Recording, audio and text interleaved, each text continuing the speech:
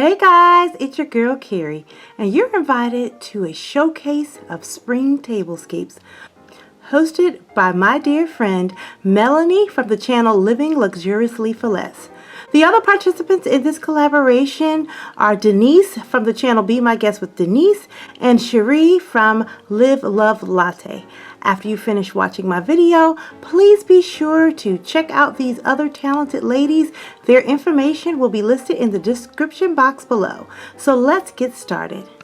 So here is my tablescape, and the inspiration for this tablescape came from these lovely vintage French looking lilac bunnies. Now this year's tablescape is set for a formal dinner, and it is in honor of my mom's birthday. And so my mom was born on St. Patrick's Day, and so since Easter fell in March, I thought it would be cool to set the table with kind of like an Easter theme, but also incorporate green to kind of reflect the St. Patrick's Day. But before I begin, I wanted to say my goal in setting this table was to make sure that I did a no-cost tablescape, meaning I did not want to spend any money. So I had to challenge myself to go through my home and find things to create a tablescape without spending any money. Now let's start off with this wonderful place setting. I had this place setting here for quite some time, several years, about 3 to 4 years, and I absolutely love it. It's beautiful. I love the detail in it. And what I ended up doing was taking a Demitasse cup bottom, if you can see that, you know, this here, and I actually just set an egg ornament, you know, just a little egg ornament, and I showed this in my spring haul along with the bunnies about 2 years ago, and I just kind of set that in there. And I thought this looked very nice on top of the plate. And for those of you who are not familiar with what a Demitasse cup is, it's just basically a cup and a holder like this, and it's basically used to put, you know, espresso, a shot of espresso in and drink from. So I just took the little, you know, cup out and added the egg to it, the egg ornament, and just kind of just tucked it down in there. And here's our cutlery, and I chose to use a white pearl cutlery set, and I also mixed and matched the cutlery set because I only have a service for 4 and our table seats 8. So I'll show you what the other place settings look like, but that's what's here on that one. And then here for our, you know, beverages, we have our, you know, white wine, red wine, and water goblet. And again, I just mixed and matched our glasses. By no means are these the right glasses for white wine, red wine, and water, but this is what we're going to be using them for. I wanted to incorporate because I wanted to give it that glamorous feel. I had the crystal and the silver, and then just the oversized red wine glass that we're actually going to be using as our water goblet. So that's table setting number 1. And these beautiful silver chargers I've had forever, and I picked these up out at an estate sale, and I absolutely love them. Now, as part of our centerpiece, I created this little cloche, this dome cloche with flowers in it. I just took a lilac mercury glass candle holder that I picked up in that same clearance haul for $1.81 from Hobby Lobby, and I just filled it in with some reindeer moss. I just reused the same moss over and over. If you saw my lumberjack themed Christmas, when I took that table apart, I just take the moss and put it back in my craft room so that I can just reuse it. You just spritz it with a little bit of water to give it a little bit of life, and you're good to go. And I just took some nests that I've had, you guys probably seen it on last year's Easter tablescape, and just set that in there, added a few of my flowers and this little cloche. You've seen this cloche a million times over, and now I have another different look, and I just think that looks absolutely lovely. And I just took a little mini Easter egg that I've had forever and stuck that in there, and I think it turned out really, really nice. Then back here we have our vintage silver coffee pot, and we'll just have that filled with coffee on the day of the event. And for our napkins, I just chose a classic silver napkin ring, and then I just stuffed in a little bit of that baby's breath and one of the flowers off of the bunch of flowers, and that just adds a nice elegant touch. And those 2 bunches of flowers go a long way when you spread it out all across your entire table, and you can get a lot of bang for your buck just by mixing it up. So let's look at our bunny. And so over here, here's our bunny. What I did to her to doctor her up a little bit, I just embellished it by adding a little, eye onto her because she looked kind of scary without eyes. So I looked in my craft room and found a little bit of bling and put a bling eye on her. And then on the base, I just took, a cake pedestal and filled it in with some of that same reindeer moss that I already had, and then cut off little pieces of my baby's breath bush and my bunch of flowers and kind of just fill that in around the bunny, and I think that looks really nice. So here's our second place setting, and if you've been with me for a while, you would have seen this lovely vintage shrimp cocktail serving dish, and I just set that in the center of a plate and put the shrimp around it, and I absolutely love it because if you look closely, the main cavity, you fill it with ice, then you sit in this little cup, then you add the cocktail sauce, and then you hang your shrimp over it. And I put this on 4 of the plates, and this is great to alternate because some of the guests that are coming to the birthday dinner, they are allergic to seafood, so they will not be eating seafood, so they will have a different appetizer. So it's great to have that mercury glass egg there for them, and this will be for those guests that like seafood. And if you look at the plate, do you guys recognize these plates? These are the plates that I picked up from the Dollar Tree.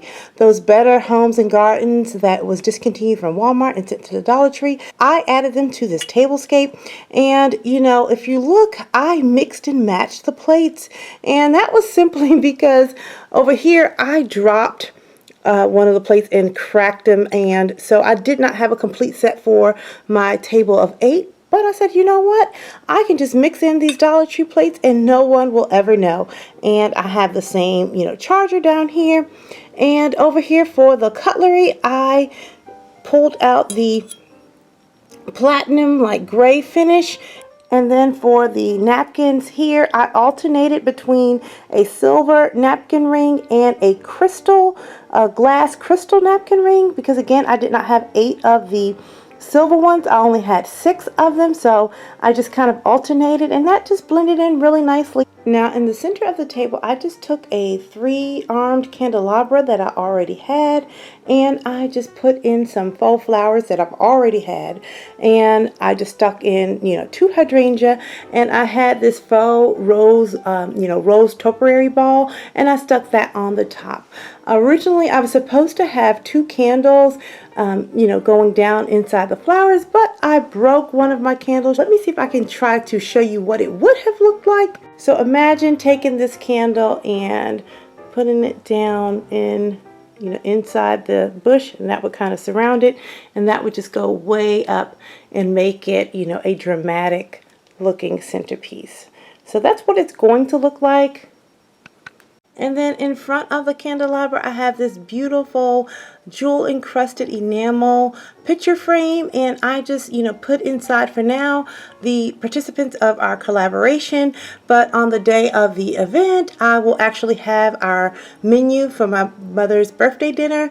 And down here are my lovely salt and pepper bee shakers. I love the queen bee, and I got the honey pot that matches this for my birthday last year. My mom gave it to me for my birthday, and this year for Christmas I got the salt and pepper shaker set, so I put that out. That really looks a little springy. And then in the center of the table you'll see the runner.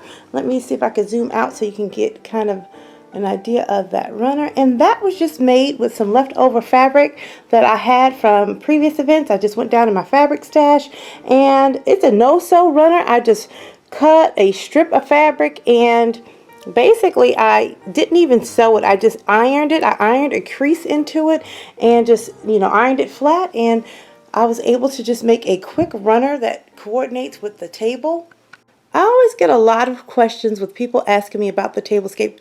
Hey Carrie, what do you do with all of the stuff, all of the dishes that are on the table? Does it stay there? How do you serve yourself, or does someone come and serve you? What about those centerpieces? Are they in the way? It's not enough room to eat. How does all that work? So let me explain to you, how it works for us. For this particular event, I do something different depending on, what type of event I'm hosting. But this particular dinner that we're we're going to host for my mom is going to be served family style. And what family style means is that all of the food will be on the table and everyone will serve themselves from the table. So this is not going to be a buffet style dinner. So basically what I am going to do is so easy.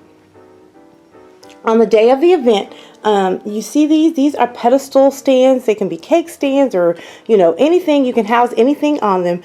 It's a quick fix. I'm going to just take this bunny off and, you know, I'll take both of the bunnies off. It's easy to pick them off.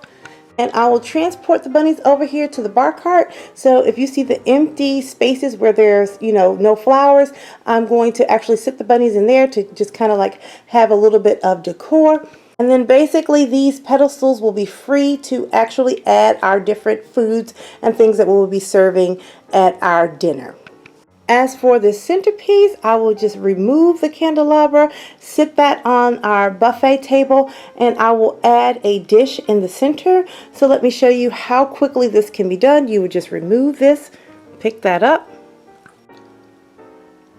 And so see how easy that was? You just remove the candelabra and you just put down your platter, and now your food can become, you know, the centerpiece. So whether you want to put a ham or a turkey or whatever it is that you're serving, you would put that in the center, make sure you have your serving utensils there, and you're good to go. Then in each corner of the table, you will just put down one of your dishes with the food in it, and people can, you know, pass the, you know, bowls around to serve themselves. So you will also have room for that, you know, to put the food there. And again, I said the pedestals will be there to house food. So can anyone guess what this is? I'll let you take a look at inside.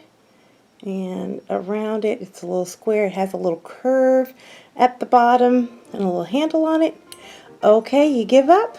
Well, what this is, it's a corn butterer. It's a silver corn butterer. Okay, so I have our corn butterer all loaded up. I put our butter in it. As you can see, you know, it comes through the bottom. And this is how you use it.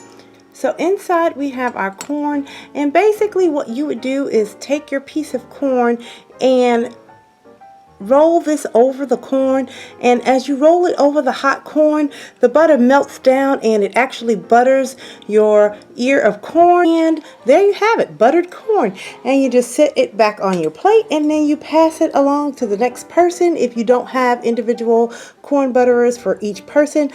I was not able to find these silver vintage ones for, you know, all of our place settings, so we will just be passing it around to butter our corn. Next up, our dessert, and I want to show you some fabulous, unique pieces that we'll be using for dessert. But first, I want to show you how I made this wonderful cake stand.